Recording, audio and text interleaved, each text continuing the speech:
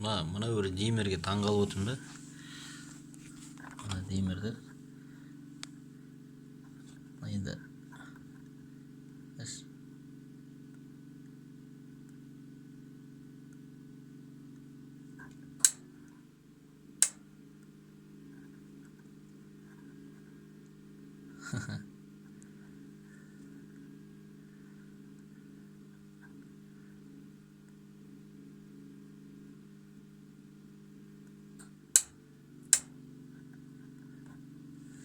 осындай димер.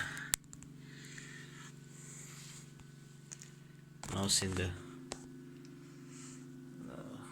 былай ғой, міне екі қабат бөлек те қойылады, бірге де қойылады.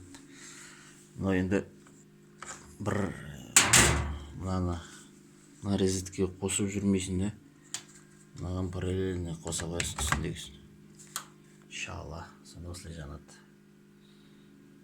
Үш проводер болса, үшеуінде де бір тоқтан шығарасың да мынадан. Мына параллельно қосылуға сол үшін. Жалпы алыстан көрсетейік. Иншалла осындай проводер.